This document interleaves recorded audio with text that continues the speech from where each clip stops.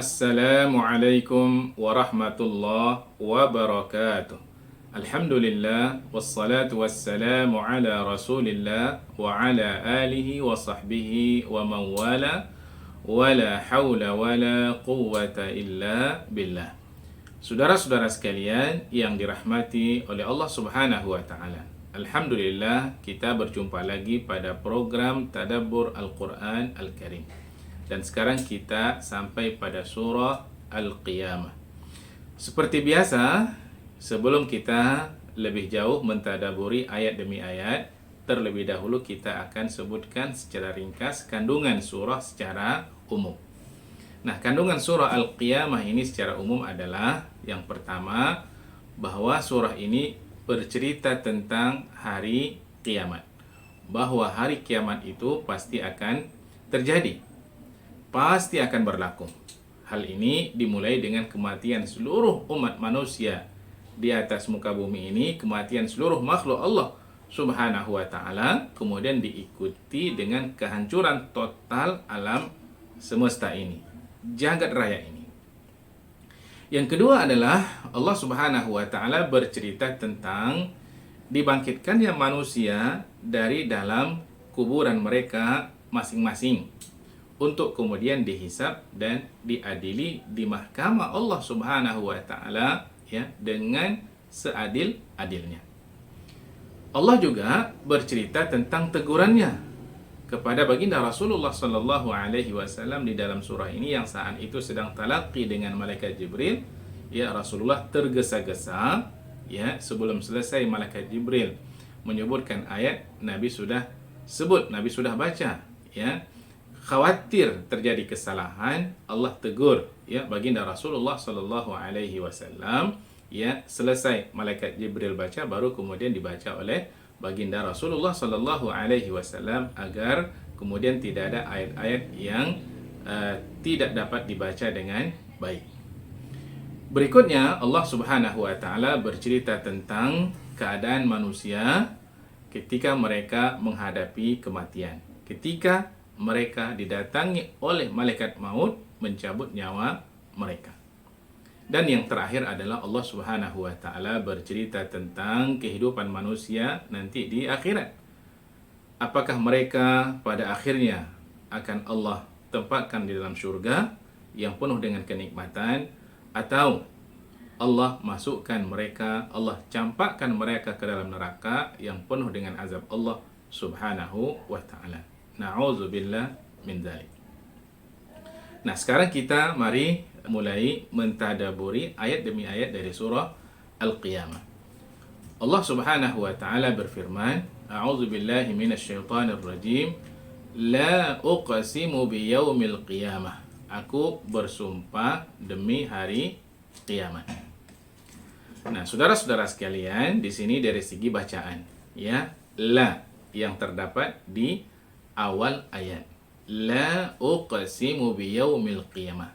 Bacaan la di sini, ya, ada dua qiraat. Yang pertama dibaca panjang, la uqsimu, dan yang kedua dibaca pendek, la uqsimu. Kalau dibaca panjang, la uqsimu, itu ada dua makna. Makna yang pertama, kata para ulama, la di situ adalah sebagai la zaidah, tambahan saja, fungsinya adalah taukid. Nah, sebagaimana juga menjadi kebiasaan orang Arab kalau bersumpah itu selalu menyebut la wallah, itu biasa. La di situ maknanya adalah taukid, sungguh. Dan makna yang kedua kalau kita baca panjang, la itu bisa bermakna nafi. Nah, kalau maknanya nafi di sini, apa maksudnya? Atau bagaimana kita memahaminya?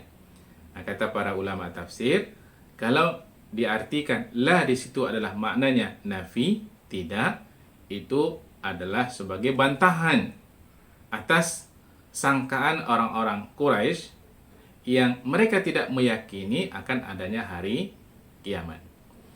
La uqsimu biyaumil qiyamah, tidaklah seperti yang kalian sangkakan bahwa hari kiamat itu tidak akan terjadi.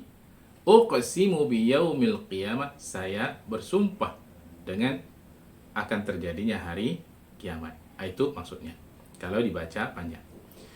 Kalau dibaca pendek, la uqsimu itu artinya adalah taukid. Sungguh aku bersumpah dengan hari kiamat. Baik. Itu dari segi bacaan. Nah, kemudian saudara-saudara sekalian, perkataan al-qiyamah, ya, kenapa kiamat itu dikatakan kiamat? Ya.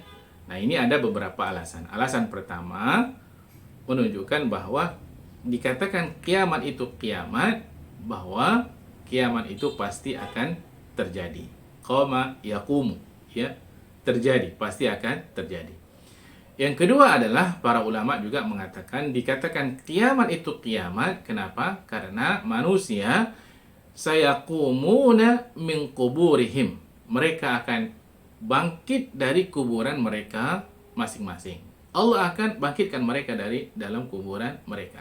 Karena itulah dikatakan kiamat itu adalah kiamat. Nah, setelah dibangkitkan mereka kemudian akan dihisab dan diadili di mahkamah Allah Subhanahu wa ta'ala untuk kemudian diberikan balasan kepada mereka, balasan yang sesuai dengan apa yang telah mereka lakukan di atas muka bumi ini. Ayat berikutnya, wala uqsimu bin nafsil lawwamah, dan aku bersumpah dengan jiwa yang amat menyesali dirinya sendiri. Nah, apa maksud nafsu al-lawwamah? Kata para ulama, ya, nafsu al-lawwamah ini adalah nafsu jiwa yang kalau dia berbuat baik, ya, dia menyesali kenapa tidak berbuat lebih banyak. Dan kalau dia berbuat jahat, dia kemudian menyesali kenapa perbuatan itu saya lakukan.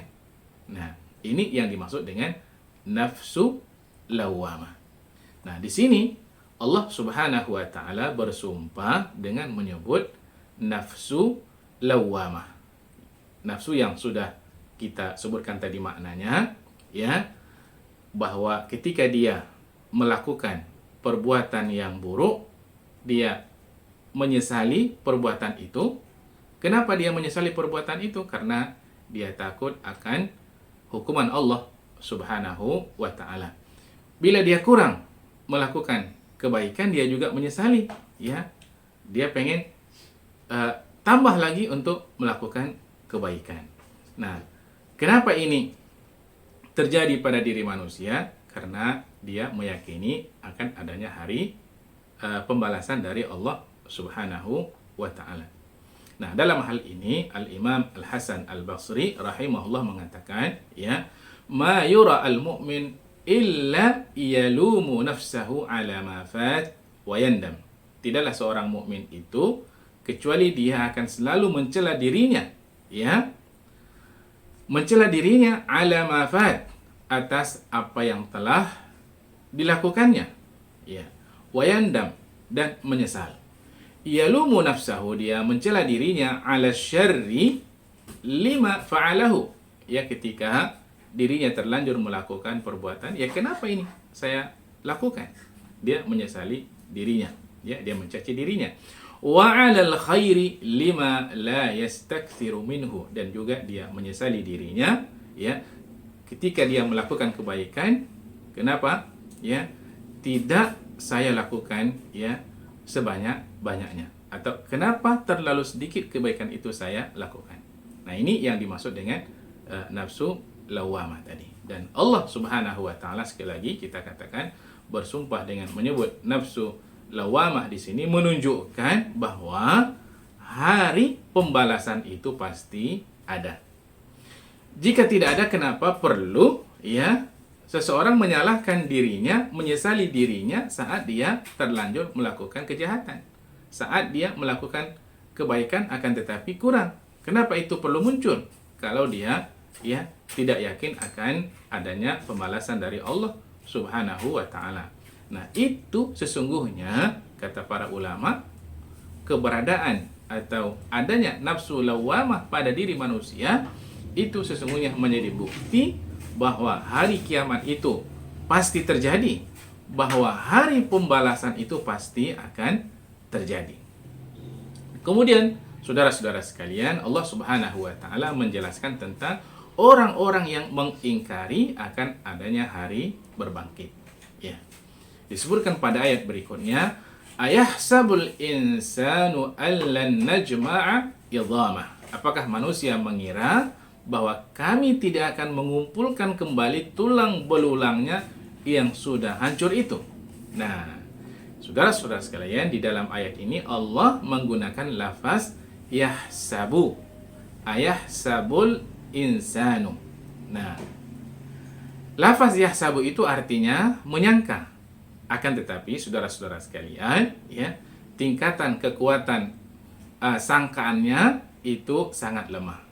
Berbeda dengan lafaz zanna yazunnu yang artinya juga menyangka, ya. Akan tetapi, ya, tingkatan kekuatan sangkaannya itu ya lebih tinggi. Nah, kalau sangkaan menggunakan lafaz zanna, ya, itu ada kalanya sangkaan itu bisa jadi betul dan bisa diterima, ya. Ada kalanya bisa jadi salah dan tidak bisa diterima.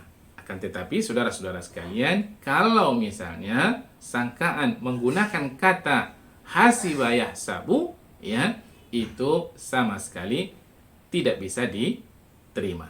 Ya, itu akan tertolak sama sekali. Jadi kalau begitu sangkaan orang-orang yang mengingkari bahwa kiamat itu tidak akan terjadi, bahwa hari berbangkit itu tidak akan terjadi, itu adalah sangkaan yang tidak bisa diterima. Kenapa?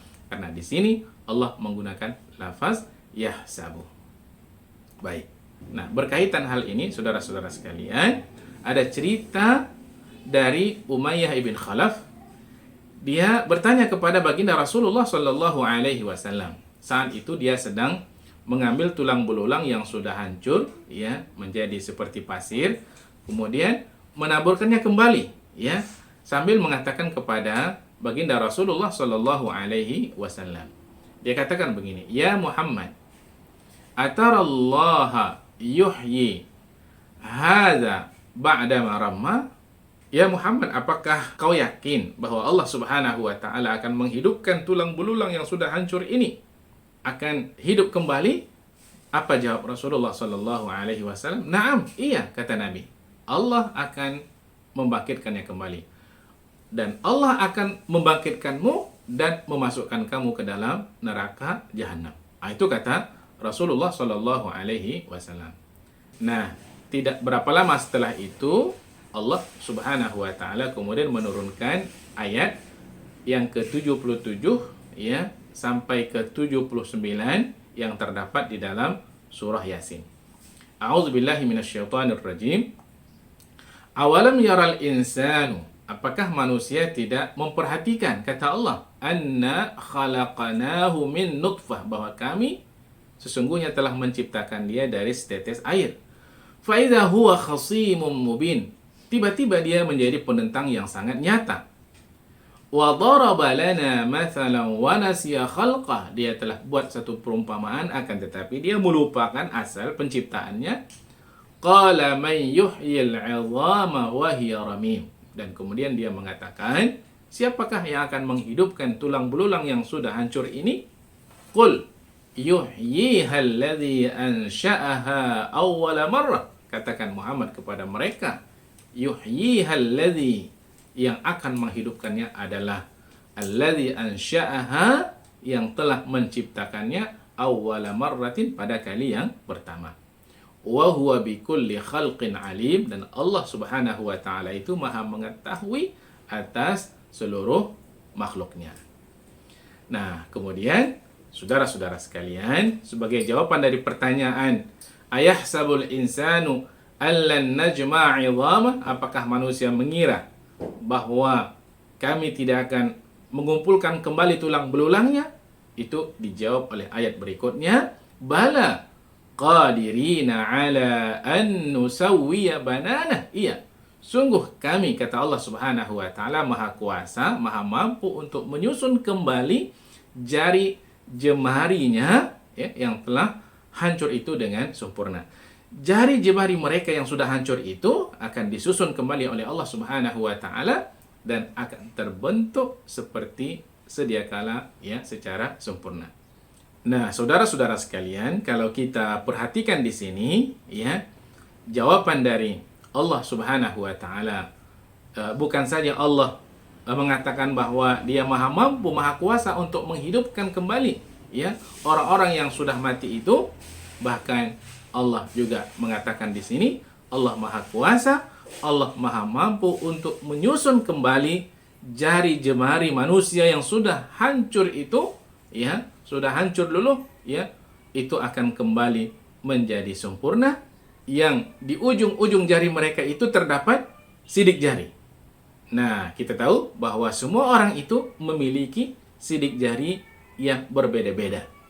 Nah, Allah Subhanahu wa taala sungguh Maha Mampu mengembalikan sidik jari mereka yang terdapat di jari-jari mereka ini ya. Allah Maha Mampu untuk mewujudkannya kembali dalam bentuk yang sangat sempurna dan tidak akan pernah tertukar antara satu dengan yang lainnya.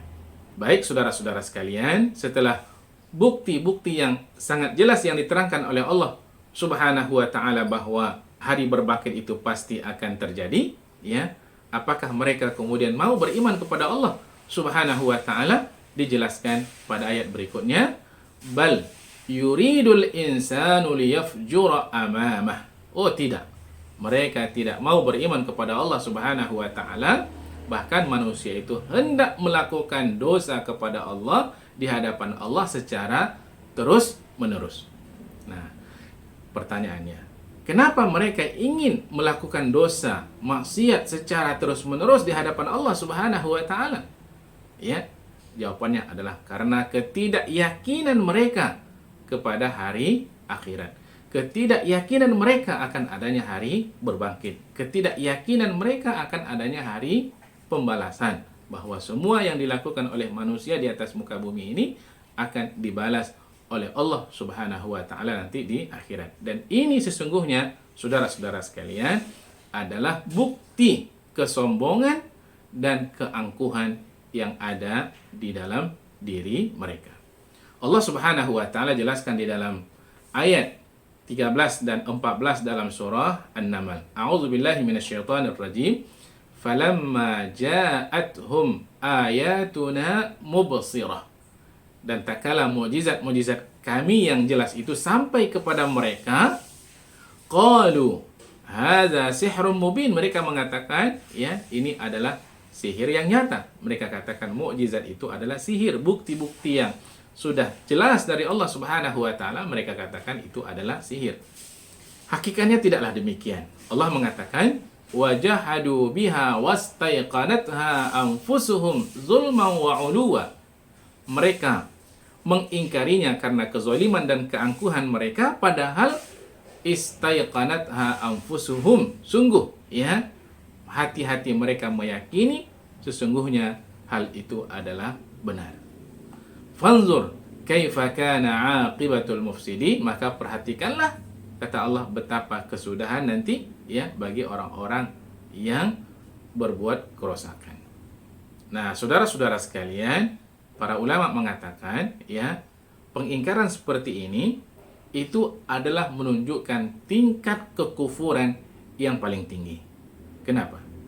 Karena mereka meyakini bahwa apa yang dibawa oleh para rasul dan para nabi ya, bahwa hari kiamat itu pasti akan terjadi, hari berbangkit itu pasti akan terjadi, hisab dan pembalasan itu pasti akan terjadi, bahkan ada bukti yang Allah tunjukkan pada diri manusia itu sendiri dengan adanya nafsu lawamah.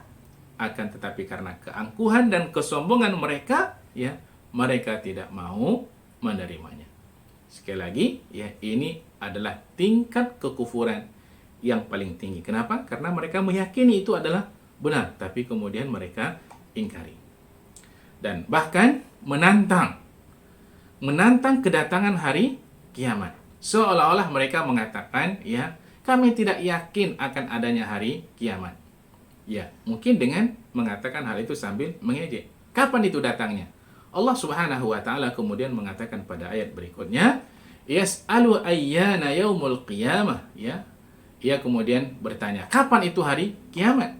Allah Subhanahu wa taala menjawab tantangan mereka, fa idza bariqal basar. Ya, tunggu ajalah saatnya nanti mata manusia akan terbeliak, mata manusia akan terbelalak karena ketakutan. Kenapa terbeliak? Kenapa terbelalak? Ya, karena mereka takut akan menghadapi kematian, karena mereka takut melihat malaikat maut mencabut nyawa mereka. Setelah semua manusia mati, kemudian diikuti oleh kehancuran total alam semesta ini. Allah Subhanahu wa taala berfirman, "Wa khasafal qamar." Ya, apabila cahaya bulan itu hilang. Wa jumi'asy syamsu wal qamar, dan cahaya matahari juga demikian, ya, hilang bersama hilangnya cahaya bulan sehingga semuanya menjadi gelap. Hal ini disebutkan oleh Al-Imam Al-Mawardi di dalam kitab tafsirnya. Nah, kemudian saudara-saudara sekalian, setelah manusia mati, alam semesta semuanya hancur, ya, maka datanglah saat manusia akan dibangkitkan kembali. Saat itu orang-orang yang kufur kepada Allah Subhanahu wa taala, ketika mereka dibangkitkan, ya, dari dalam kuburan mereka masing-masing untuk dihisab dan diadili dengan seadil-adilnya, untuk diberikan balasan, ya, yang sesuai atas apa yang telah mereka lakukan di atas muka bumi ini, ya, ia bangkit dalam keadaan ketakutan. Ya, Allah Subhanahu wa taala kemudian mengatakan pada ayat berikutnya, yaqulul insan, ketika itu manusia yang kufur kepada Allah Subhanahu wa taala, ketika mereka dibangkitkan, yauma idzin ainal mafar. Ya, sekarang kemana kita harus lari? Dan dikatakan kepada mereka, kalla la wazar. Oh, tidak ada sedikit pun tempat untuk berlindung, tempat untuk melarikan diri. Tidak ada bangunan, tidak ada pohon, tidak ada gunung, tidak ada hutan, ya, tidak ada apapun yang bisa mereka tuju untuk menyelamatkan diri mereka.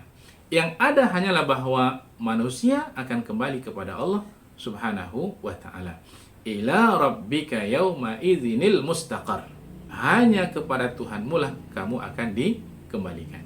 Nah, saudara-saudara sekalian, perhitungan terakhir manusia nanti itu adalah di hadapan Allah Subhanahu wa taala. Apakah mereka, ya, akan Allah masukkan ke dalam surga untuk mendapatkan nikmat yang kekal abadi di dalamnya, atau kemudian Allah masukkan mereka ke dalam neraka. Nauzubillah min dzalik. Kemudian Allah Subhanahu wa taala menceritakan kembali apa yang akan terjadi setelah itu.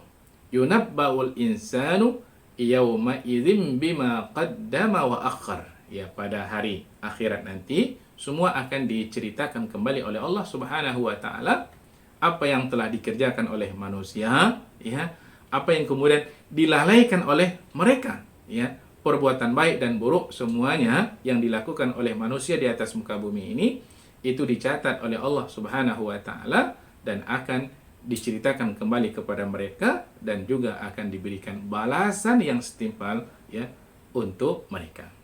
Nah, saat itu saudara-saudara sekalian, manusia coba untuk memberikan alasan di hadapan Allah Subhanahu wa taala. Bisa nggak manusia memberikan alasan agar dia bisa terlepas dari azab Allah Subhanahu wa taala?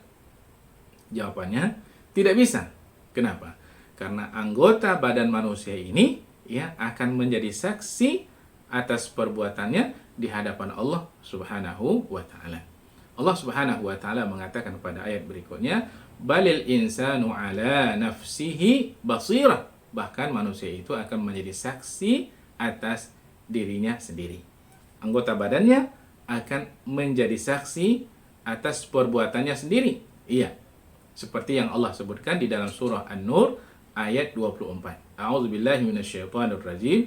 Yauma tashhadu 'alaihim alsinatuhum. Pada hari itu, ya, lisan-lisan mereka akan menjadi saksi atas perbuatan mereka. Wa aidihim, tangan-tangan mereka akan menjadi saksi. Wa arjuluhum, kaki-kaki mereka juga akan menjadi saksi. Bima kanu ya'malun, atas apa yang telah mereka lakukan di atas muka bumi ini. Nah, walau alqa ma'adzirah. Bisa nggak kemudian mereka, ya, melepaskan diri dengan memberikan berbagai macam alasan?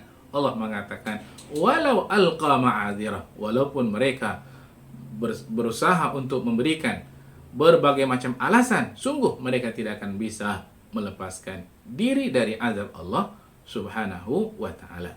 Alasan mereka tidak akan bisa diterima. Baik saudara-saudara sekalian, sudah sampai di penghujung ya penggalan pertama dari tadabbur kita dari surah Al-Qiyamah ini. Seperti biasa, apa kira-kira pelajaran yang bisa kita ambil dari ayat-ayat yang sudah kita jelaskan tadi? Ya.